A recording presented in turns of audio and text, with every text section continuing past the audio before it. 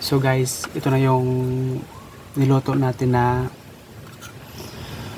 buto ng bataw. Ayan o.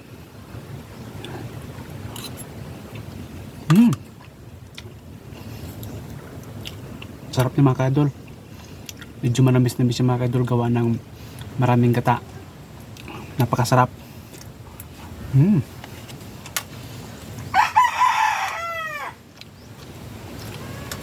Mahal lang.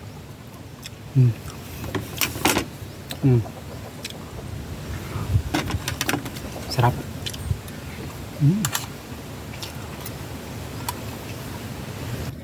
Welcome back to my YouTube channel mga idol, Truck Person TV Official mga idol. So ngayong araw na ito mga idol ay magluluto nga pala ako ng ginataang bataw mga idol, yung buto ng bataw mga idol, at yun ay aking gugulayin. Kung tawag ay linatik sa amin sa Bicol mga idol, ginataan. Yung pagkaluto niya ay iga na maanghang.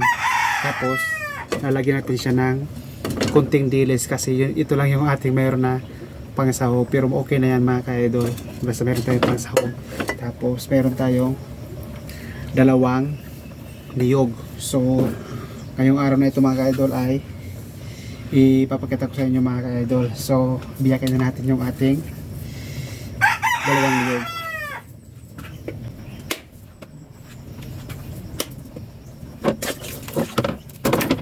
Ang ganda.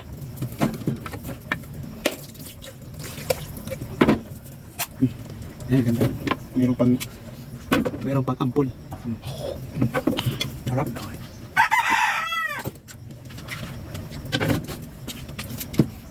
Tara guys, bukan natin siya. Kayurin natin siya, kayurin. So yun guys, yung apat na niyog, kayurin natin yan. Kayurin natin. Ito naman na lang siya mga kayurin. Ngayon malayo tayo sa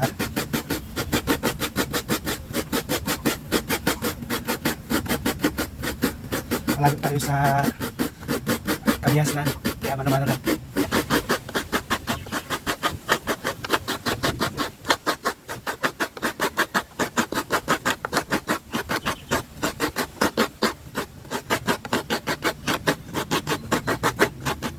Tapos na mga idol, tapos na. Yan, yun. Apat. Yun. Apat mga idol. Yun. Tapos tayo sa, ito naman ating pipigain mga idol. Yan po ang aking area. Yun. Tayo bunga. So mga idol, sa mga idol, i-check natin yung pinapakuluan kong buto ng bata mga idol, kung malambot na ba siya para ating maigulay na mga idol. So tara. So mga idol, ito na pala yung aking pinapakuluan na buto ng bata mga idol. Ayun, medyo malambot na siya mga idol. Ayan. Yan po ang ating gagataan ngayong araw na ito mga idol. Naging kulay pula na siya mga idol, gawa ng yung kulay talaga ng buto ng bataw ay kulay pula at puti. Yan, kaya nagkaroon na siya ng yun. Yan mga idol, masarap po yan mga idol. So guys, kukuha tayo ng sili para sa ating gugulaying buto ng bataw. Ayun, yun yung aking mga idol. Yan. Bundok na bundok yan mga idol. Yan. Sa bundok tayo ito. May siling ligaw dito mga idol. Kukunin natin yung bunga. Yung siling ligaw, yan o. Maliliit siya, pero maanghang ito mga idol. Kasi sabi ko, ito po yung ginagamit talaga na sangkap ng para maanghang. Maanghang ito mga idol. Ito yung native na sili. Yan. Yan.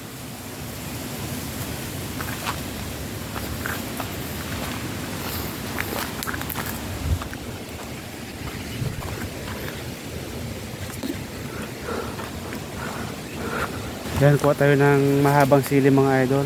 Yan o. Ay, kaunti lang yung bunga. Ang bunga. Baba.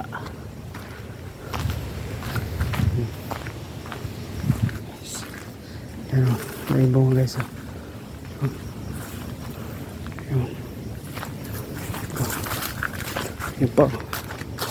Yan po. Yung no. Yung na.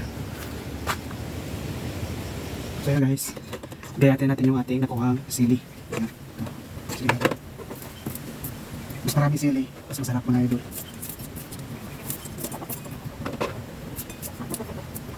So yan na guys, yung sili. Maghiwa tayo ng isang sibuyas at saka bawang mga idol. So yun na guys, hinango na natin yung ating pinapalambot na buto ng bataw at lulutuin na natin. So ngayon, sasalain natin siya para mawala yung kanyang tubig.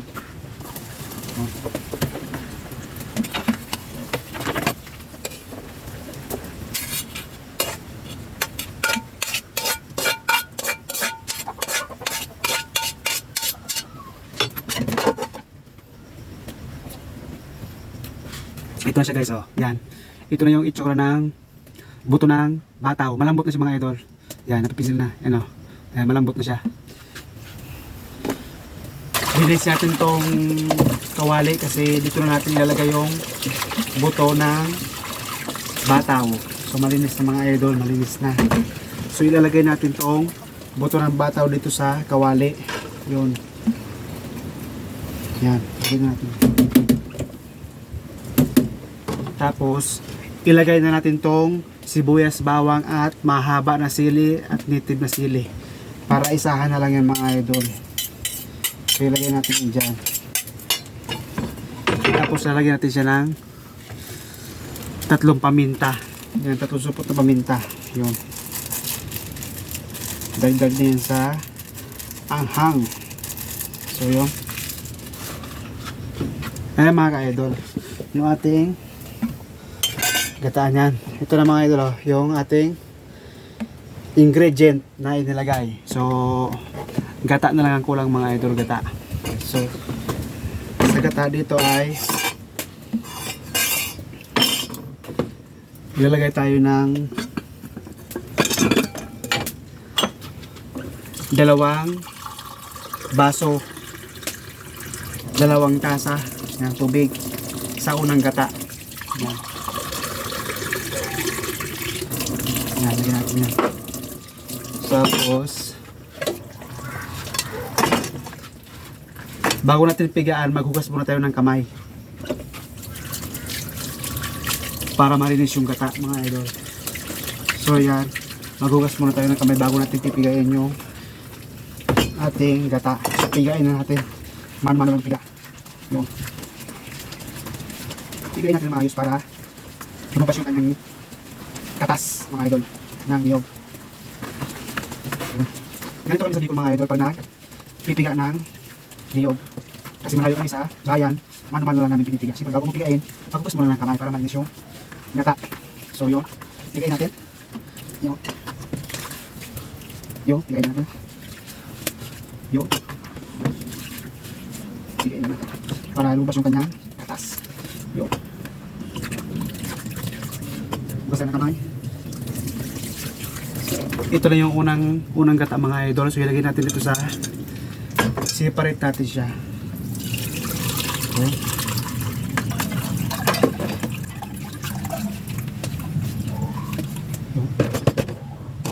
Ito na yung unang gata mga idol. Tapos syempre magpipiga tayo ulit ang isa't kalahating gata ulit. Isa't kalahating basong tubig. Isa't kalahati lang. Kalahati kasi medyo marami lang itong gulay nating buto ng bata mga idol. Kaya dapat medyo marami-rami yung gata niya. Mahirap na kumulang. Mas masarap yung maraming gata para lasang-lasa mo talaga ang sarap ng gulay. Yan, pigayin na natin. Ito na yung pangalawang gata mga idol.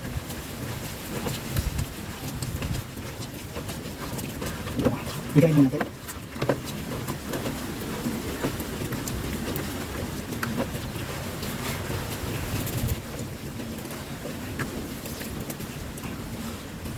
Yun, pigain lang yung maayos. Yun.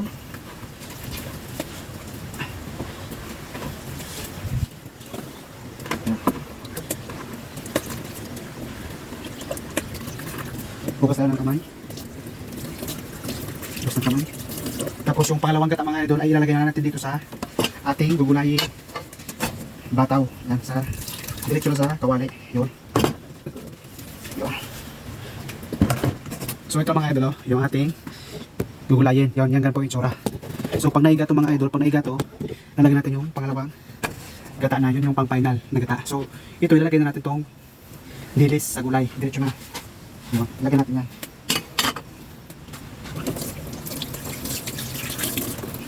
So tara guys, ilagay natin ito sa ating kalan. Ano? Ating kalan. So ilagay natin dito. Hirap. Diba? Ilagay natin. So yun guys, ilagay na natin yung ating gulay na bataw. Yun. Lulutuin natin sa mga idol. Yun. Yun. So yun mga guys, abitin natin mamaya kung talagang pwede na. So mga idol, ayan na po. Naiga na po yung ating pangalawang gata mga idol. So ilalagay na po natin yung unang gata. Yan, ito na po yung unang gata natin mga idol. So ilagay natin yung unang gata. Yan po yung unang gata niya mga idol. So yun. Tapos ating hahaluin mga idol. Yan. Ating haluin. Yan, paigayin na lang natin siya mga idol. Yan, paigayin na lang natin. Yeah. So, paigayin na natin siya mga idol. Lagyan natin siya ng kunting magic sarap mga idol. Kunting magic sarap, yon. Yan. Tapos lagyan natin na siyang asin. So, ayun asin. Haluin natin siya mga idol para ma-mix yung kanyang lasa. Yan.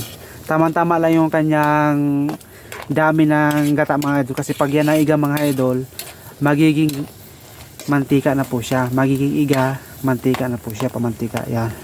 Tama lang yung kanyang gata yung mga idol. So, sakto lang yan.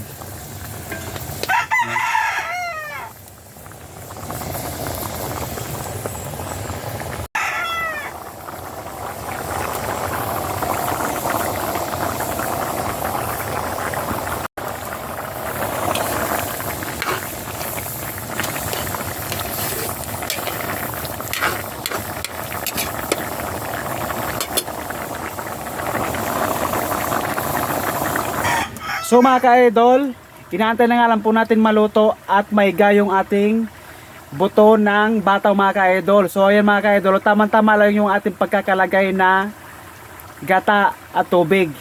So mamaya pag naiga yung mga ka-idol ay magmamantika po siya, doon na po lalabas yung kanyang sarap sa gulay. Yung gata mga ka-idol, you know? Yan. So luto na po siya mga ka-idol. Bali pinapaiga na lang po natin siya at magmantika. So papakita ko sa inyo mga ka-idol ha. So yun mga ka-idol, malapit na pong maiga yung ating gulay. Haluin po natin ng bahagya. Yan. Yan. Bali templado na po siya mga ka-idol.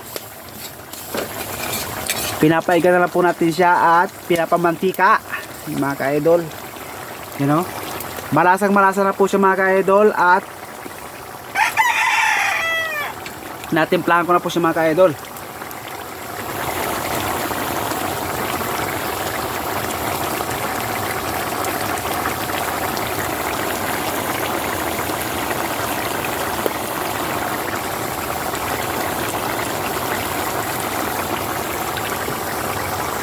So mga ka-idol, yung buto pala mga ka-idol ay malambot na siya mga ka-idol. Pero kahit sobrang lambot na po niyang buto na yan ng bataw mga ka-idol ay hindi basta-basta yan nadudurog mga ka-idol. Bilog pa rin yan. Akala nyo matigas pa pero napakalambot na po niyan mga ka-idol. Yan, pinapaigan na lang po natin siya mga ka-idol. Kahit na sobrang lamog na yan mga ka-idol, yung buto na yan, hindi basta-basta yan nadudurog. Yan. Madudurog yan pag inyong kinagat. Yun, nagmantika na siya mga ka-idol. Paigayin po natin siya mga ka-idol at palabasin pa po yung kanyang mantika.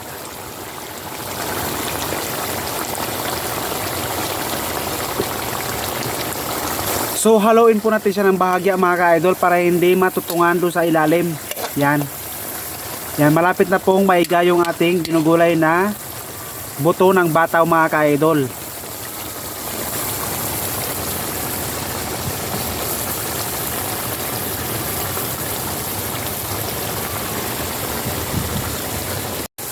Ayan mga ka-idol, malapit na po siyang maiga.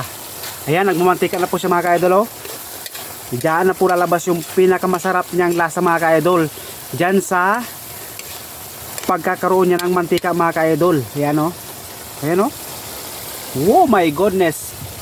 Ubos na naman ang bahaw na trimony mga ka-idol. Yan ang tinatawag na luto ng Bicol mga ka-idol, or linatik sa amin, salita sa Bicol mga ka-idol, sa aming lugar linatik. Yan. Mga ka-idol. Dahil tinawag siyang linatik mga ka-idol dahil sa maanghang po siya, maraming sili mga ka-idol, at lutong paiga na mga ka-idol. Gatang lutong paiga. Ibig sabihin, linatik kung tawagin sa aming lugar sa Bicol. Ayan. Malapit na po maging finished product yung ating linatik. Ayan o, nagmamantika na siya mga ka-idol. Ayan o. Yun. Napakasarap na ito mga ka-idol. Kung yun yung matitikman yan mga ka-idol, malapit lang kayo dito. Matitikman nyo yan. Ay, napakasarap niya mga ka-idol. Ubos na naman ang baho ni Manoy mga ka-idol. Ayan o. Kung hindi pa po kayo nakapag-subscribe sa aking YouTube channel, Truckperson TV Official, pa-subscribe na po ako mga ka-idol. Salamat, Truckperson TV Official, at pahit na rin po na notification bell para lagi po kayong updated sa aking i-upload na videos. Salamat. So yan mga ka-idol, paigayin pa natin siya ng konti mga ka-idol. So malapit na siyang maiga mga ka-idol, at labas na po yung kanyang mantika. Ayan mga ka-idol, ayan o. So ayan mga ka-idol, atin na po siyang hanguin at luto na po siya mga ka-idol. Ayan, nagmamantika. So ayan mga ka-idol, hinango na po natin yung ating ginulay na buto ng bataw. Ayan, finished product po mga ka-idol, no? Nagmamantika siya mga ka-idol. Yan, napakasarap niya mga ka-idol. Yan po ang tinatawag sa aming lugar ay linatik. Linatik, you know. So yung mga ka-idol, luto na yung ating linatik na buto ng bataw mga ka-idol, linatik. Yan ang tinatawag sa aming linatik mga ka-idol, yung lutong paiga. So mga ka-idol, ito na nga pala yung finished product ng ating kinulay mga ka-idol. Ayan o, napakasarap niyan mga ka-idol. Ayan o, nagmamantika siya mga ka-idol o. Yan, nagmamantika, yan o. Yun. So yun mga ka-idol, finished product na po yung ating niluto na gulay na linatik mga ka-idol, buto ng bataw na may dilis. So ganyan po ang aming gulay, kung tawagin ay linatik, lutong paiga mga ka-idol. So ganito na po ang ating video mga ka-idol. Salamat sa panonood niyo mga ka-idol. Baka pwede po naman makahingi ng subscribe mga ka-idol kung hindi naman po sa inyo mabigat sa kalooban. Yan, Truckperson TV Official, at pahit na notification bell mga ka-idol para lagi kayo updated sa aking videos. Salamat sa panonood mga ka-idol. Bye bye. Hanggang